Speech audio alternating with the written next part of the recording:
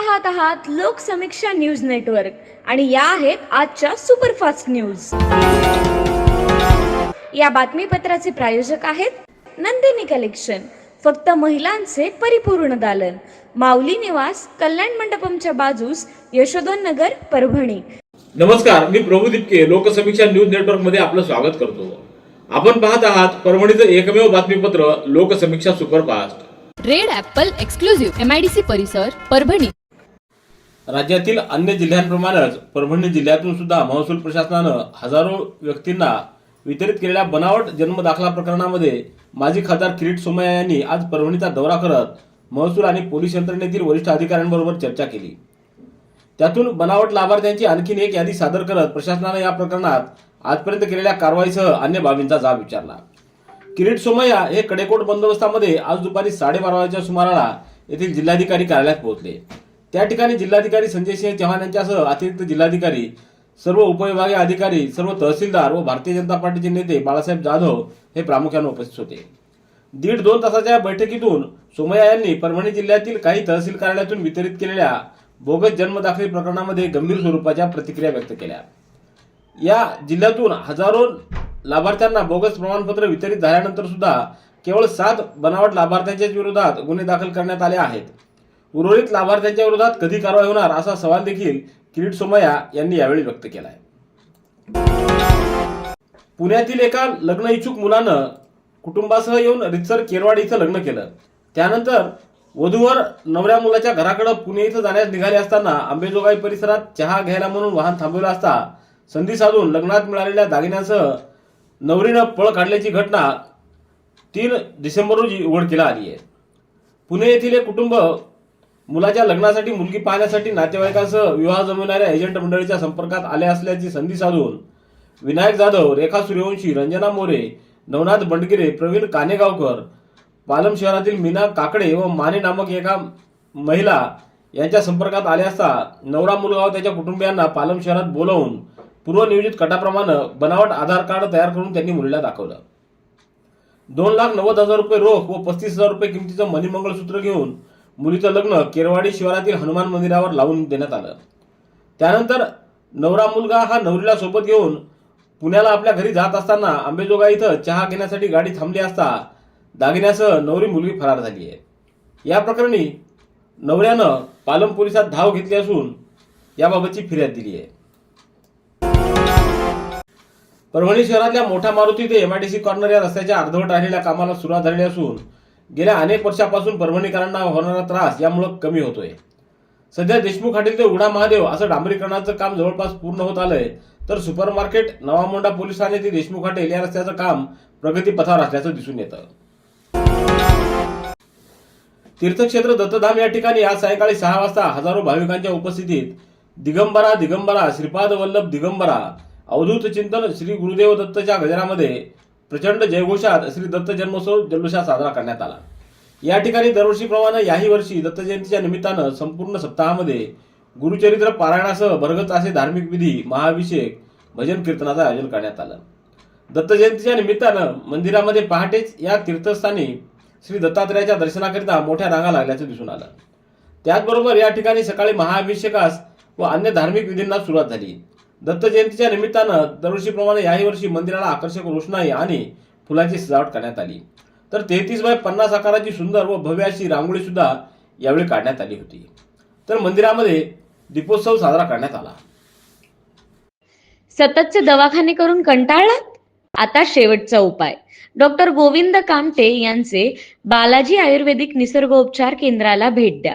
Sugar, मूळव्याध, allergy, psoriasis, गजकर्ण, दमा, लठ्ठपणा, गुडघेदुखी, कंबरदुखी, वात, गाठीचे आजार, लकवा, केस गळणे, मूतखडा, सफेद डाग यांसारख्या जुनाट आजारांवर खात्रीशीर उपचार केले जातात। दारू सोडवण्यासाठी विशेष उपचार उपलब्ध। संपर्क डॉक्टर गोविंद कामटे, आयुर्वेद विद्याविशारद, बालाजी आयुर्वेदिक निसर्गोपचार केंद्र, तलाठी कार्यालयाच्या बाजूला, वसमत रोड, परभणी। संपर्क 9921691008। परभणी शहरातील सुपरमार्केट जवळ असलेल्या नवामोंडा पोलीस ठाण्याच्या संरक्षक भिंतीला लागून महापालिकेच्या पाणी पुरवठा करणाऱ्या पाईपलाईनला मोठं लिकेज झालं असून यामुळे या ठिकाणाहून लाखो लिटर पाणी दररोज वाया जात आहे. नुकतंच या भागात रस्त्याचं काम सुरू झालेलं असतानाच ही पाईपलाईन फुटली आहे. याकडे महापालिकेनं लक्ष द्यावं अशी मागणी नागरिक करत आहेत. नगर परिषद निवडणुकीसाठी 2 डिसेंबर रोजी पार पडलेल्या मतदानानंतर मतमोजणी प्रक्रिया 3 डिसेंबर ऐवजी पुढे ढकलून 21 डिसेंबर रोजी होणार असल्यानं गंगाखेडच्या उपविभागीय कार्यालयाच्या नूतन इमारतीमधील दुसऱ्या मजल्यावरील स्ट्रॉंग रूम परिसरामध्ये कडोकेट सुरक्षा व्यवस्था करण्यात आली आहे. राज्य राखीव दलाचे शस्त्रधारी जवान आणि स्थानिक पोलिसांचा संयुक्त बंदोबस्त रात्रंदिवस स्ट्रॉंग रूमवर पहारा देतोय. नगर परिषद निवडणुकीची मतमोजणी पुढे ढकलल्यामुळे स्ट्रॉंग रूम जवळ होणाऱ्या प्रत्येक हालचालींवर काटेकोरपणे लक्ष ठेवलं जात असून काही उमेदवारांचे प्रतिनिधीही या परिसरात नजर ठेवून आहेत. एका उमेदवाराच्या प्रतिनिधीनं तर विशेष म्हणजे प्रशासनाची परवानगी घेत स्ट्रॉंग रूमच्या बाहेर स्वतःचे सीसीटीव्ही कॅमेरे देखील बसवले आहेत. सेलू शहरासह संपूर्ण तालुक्यात वाहनांवर बनावट HSRP नंबर प्लेट लावण्याचा प्रकार दिवसेंदिवस वाढत असून आता HSRP नंबर प्लेटची सहजपणे नक्कल तयार करून विक्री केली जात असल्याचा धक्कादायक प्रकार समोर आला आहे. बनावट नंबर प्लेट बनवणारी टोळी शहरामध्ये सक्रिय झाली असून या प्रकाराकडे प्रशासनाचं दुर्लक्ष होत असल्यानं गुन्हेगारीला खतपाणी मिळत असल्याची चर्चा नागरिकांतून होतीये. शहरातील काही ठिकाणी हाय सिक्युरिटी नंबर प्लेट सारखे दिसणारे बनावट नंबर प्लेट सेट सहजपणे उपलब्ध होत आहेत. मूळ प्लेट प्रमाणेच आकार, रंग आणि फॉन्ट ठेवून या बनावट प्लेट्स तयार केल्या जात असल्यामुळे सर्वसामान्य नागरिकांना त्या खऱ्या की खोट्या हे ओळखणं कठीण जाते. याबाबतची तपासणी करून कारवाई करावी अशी नागरिकांनी मागणी केली आहे. वर्धा जिल्ह्यातल्या आर्वी येथील गटविकास अधिकारी सुनीता मरसकोले यांच्या अटकेविरोधात परभणी जिल्हा परिषद अधिकाऱ्यांनी निषेध करून आजपासून 2 दिवस सामूहिक रजा आंदोलनाची घोषणा केली आहे. यासंबंधीचं निवेदन आज मुख्य कार्यकारी अधिकारी नितिशा माथुर यांना देण्यात आले. या घटनेच्या निषेधार्थ जिल्हा परिषदेच्या अतिरिक्त मुख्य कार्यकारी अधिकारी रश्मी खांडेकर, जिल्हा ग्रामीण विकास यंत्रणा प्रकल्प संचालिका स्मिता पाटील, उपमुख्य कार्यकारी अधिकारी डॉक्टर संदीप घोंशीकर, उपमुख्य कार्यकारी अधिकारी अंकुश चव्हाण, उपमुख्य कार्यकारी अधिकारी जयंत गाढे, नरेगा गटविकास अधिकारी दत्तात्रय निलपत्रेवार व विविध पंचायत समित्यांमधील गटविकास अधिकारी व सहाय्यक गटविकास अधिकारी यांनी सामूहिक रजेचा निर्णय घेतला आहे. केंद्र शासन पुरस्कृत प्रधानमंत्री पोषण शक्ती निर्माण योजनेत कंत्राटी तत्वावर तुटपुंजा मानधनावर कार्यरत असलेल्या राज्यातील संगणक परिचालकांची तुटपुंजा मानधनामुळे अनेक वर्षापासून ससेहोलपट होतीये. त्यामुळे सेवेत कायम करण्याची मागणी या कंत्राटी कर्मचाऱ्यांकडून करण्यात येते.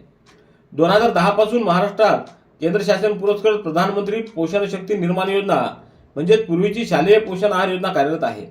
या योजनेत शासनाकडून डाटा एंट्री ऑपरेटर म्हणजे संगणक परिचालक ही पदं कंत्राटी स्वरूपात भरण्यात आली.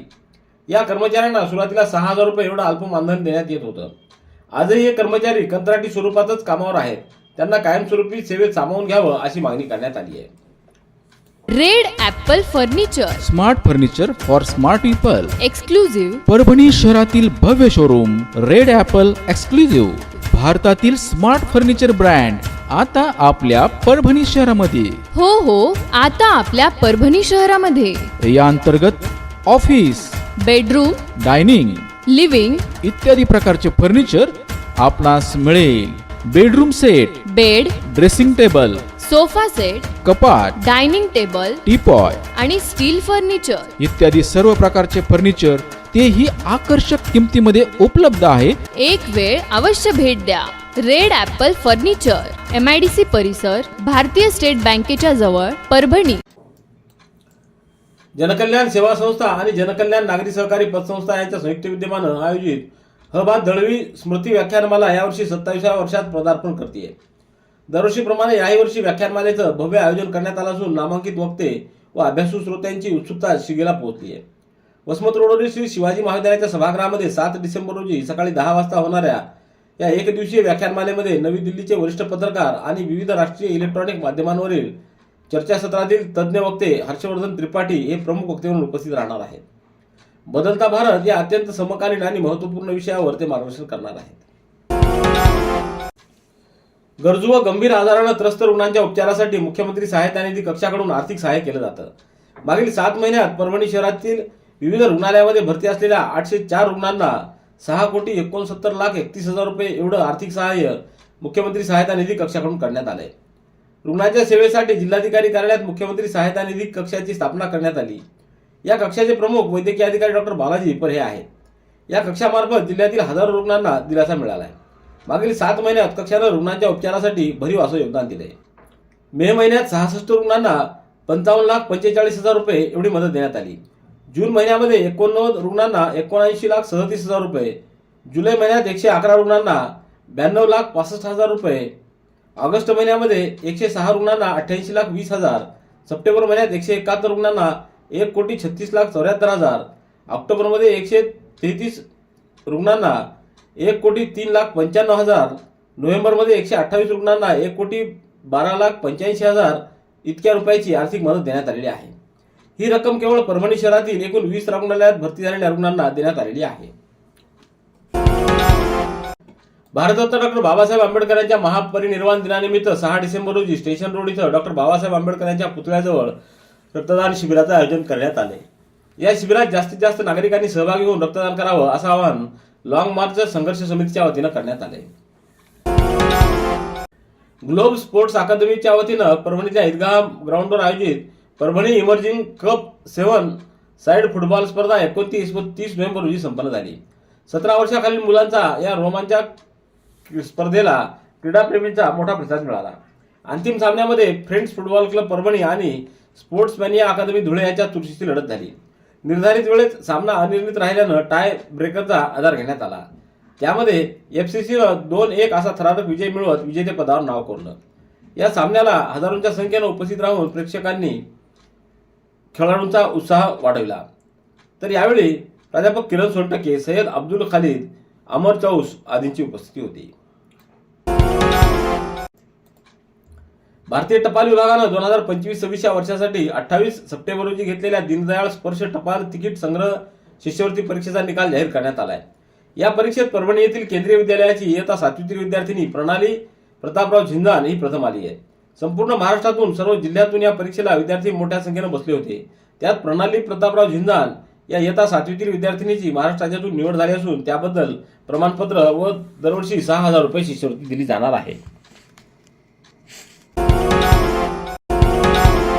रेड ॲपल एक्सक्लुझिव्ह MIDC परिसर परभणी. याबरोबरचे बातमीपत्र संपलं. पुन्हा भेटूया उद्याच्या सुपरफास्ट बातमीपत्रात. पाहत रहा लोकसमीक्षा. तुम्हाला हे बातमीपत्र कसं वाटलं याबद्दल आपली प्रतिक्रिया नोंदवा. दररोजचे अपडेट्स मिळवण्यासाठी लोकसमीक्षा चॅनलला सबस्क्राईब करा. धन्यवाद.